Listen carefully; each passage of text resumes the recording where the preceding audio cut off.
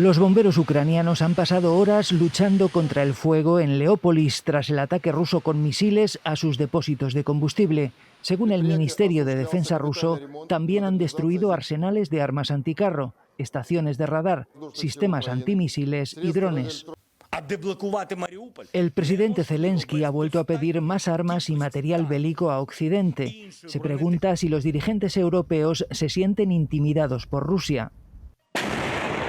Como hace Moscú a diario, también Kiev distribuye imágenes de sus militares en acción, en este caso en el Frente Norte, donde dicen que han logrado frenar el avance de las tropas rusas. El presidente Putin ha felicitado hoy a la Guardia Nacional rusa por su papel en Ucrania. Es un cuerpo especial de las Fuerzas Armadas que depende de él directamente. La inteligencia británica apunta a que el principal esfuerzo militar de Moscú consiste en reforzar el Donbass y controlar la ciudad costera de Mariúpol. Ven probable que caiga en los próximos días, a pesar de la tenaz resistencia que está ofreciendo la población, sitiada desde hace semanas. Sin agua ni luz, vivir en los sótanos se ha convertido en algo cotidiano. En Kharkov, miles de personas se han establecido en los pasillos del metro. Esta empleada explica que también les dejan pasar la noche en el interior de los vagones, donde se está más caliente. Con el presidente Biden ya de regreso a Estados Unidos tras su gira europea, el secretario de Estado Blinken ha matizado las palabras que dijo anoche en Polonia sobre apartar a Putin del poder. No tenemos una estrategia para cambiar de régimen, ha dicho, ni en Rusia ni en ningún otro sitio. Para llegar hasta Brovary desde Kiev hay que pasar una quincena de checkpoints o controles de soldados o milicias. Estamos a unos 10 kilómetros de uno de los frentes alrededor de la capital y donde las fuerzas ucranianas entrenan a sus unidades. Es un área rural, en un aparcamiento de tractores y camiones pesados, en plena sesión de instrucción de un grupo ya preparado para combatir. Los militares ucranianos aseguran que están haciendo retroceder a los militares rusos. De hecho, estamos en una de las zonas que han sido recientemente recuperadas, aproximadamente ahora a unos 10 kilómetros de la línea del frente, y estamos en un entrenamiento militar precisamente en el que hay en este grupo algunos voluntarios extranjeros, entre ellos un ciudadano español. Francisco Flores, un albaceteño de 30 años que vive en Valencia, uno de los miles de voluntarios extranjeros que se han unido a las fuerzas ucranianas, pero él ha llegado más lejos, ha logrado dar el salto a una unidad militar profesional y lista para ir al frente. Y surge la primera pregunta: ¿qué haces aquí? Yo siempre que me hacen esa pregunta me pregunto por qué no hay más gente aquí. Hay gente que está ayudando a refugiados, hay gente que denuncia lo que está pasando en la prensa, como vosotros, hay gente que sale a la calle a manifestarse. Yo tengo un pequeño entrenamiento militar, aunque tengo mucho margen de mejora por delante e intento ayudar de esta manera. Francisco dice que trabaja en España en temas de seguridad, no quiere contar nada más. Tiene experiencia militar porque ya combatió en Irak al Estado Islámico y por eso ha logrado entrar ahora en este grupo de soldados locales.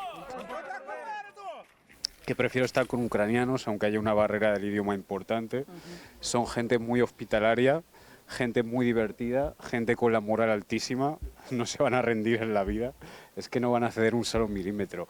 Ahora esta unidad está muy cerca de la primera línea del frente. ¿No tienes miedo?, le pregunto. Últimamente creo que es más correcto hablar de vértigo.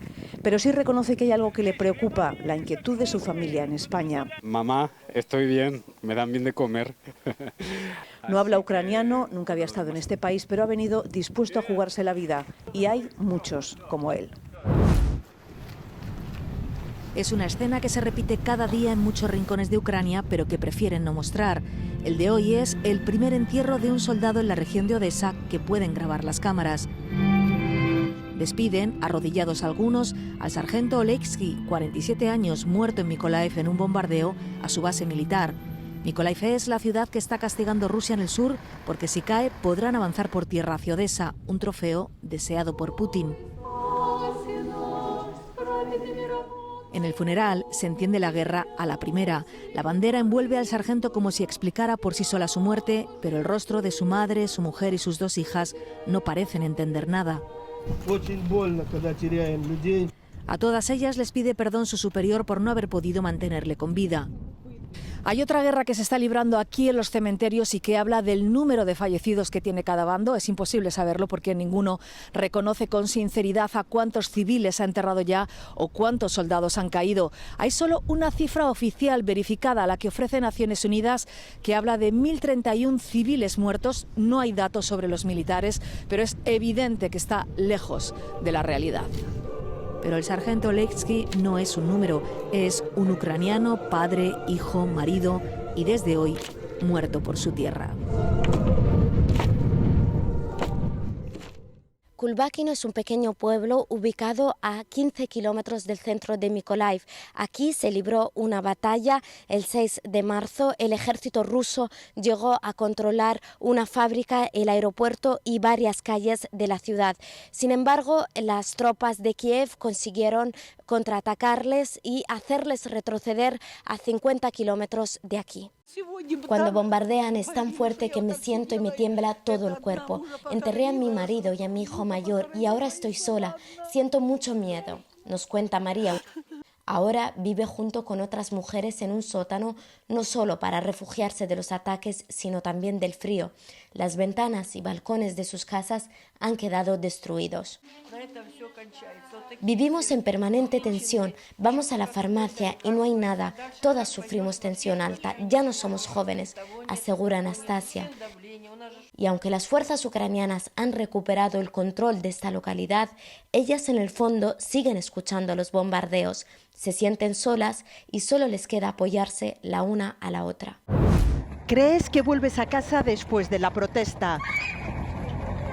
Y así, por la espalda, puede ser uno de los 20.000 detenidos solo en el último mes por decir que no a la guerra. Si pasarás semanas o años en las cárceles rusas, nadie lo sabe.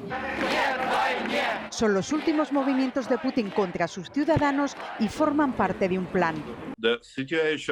La situación ha ido empeorando en los últimos 8 años y cada año hay nuevas leyes represoras del gobierno. Es un ejemplo de cómo actúan los dictadores de nuestro tiempo. Primero anulan los derechos de la sociedad civil y después viene la guerra. Vladimir Sliviak. Por eso este reconocido activista que ha frenado proyectos sobre el uso de combustibles fósiles o energía nuclear en Rusia sostiene que Putin se ha preparado durante años para esta guerra con su sistema de represión y la complicidad internacional. Los gobiernos europeos no querían saber nada de los problemas democráticos en Rusia. Estaban tan contentos de pagar cientos de billones de euros para mantener su combustible cada año y no les importaba mucho la democracia. De cómo se silencia una sociedad sabe también Sergei Davidis. Lleva 2 semanas en Lituania después de décadas trabajando por los derechos humanos en Rusia. Creo que un cuarto de la población está contra la guerra y no sabe lo que pasa. Otro cuarto la apoya firmemente y creo que el resto se conforma y se niega a admitir que su país comete crímenes y no puede hacer nada. Coinciden en que la guerra no va como Putin esperaba y continúan organizándose, sobre todo en la clandestinidad, porque en el Kremlin siempre hay alguien mirando. El presidente ucraniano Volodymyr Zelensky, que en él llama a sus tropas a rendirse ante Rusia. Es un deepfake, un vídeo que muestra imágenes falsas. A veces es muy complicado detectarlo a simple vista. Muestra la preocupación lógica. Es algo serio. Sobre todo serenidad. Son vídeos que circulan por las redes sociales. En este otro, Putin parece pedir la paz a Ucrania. En ellos se sustituye una cara por otra a través de inteligencia artificial.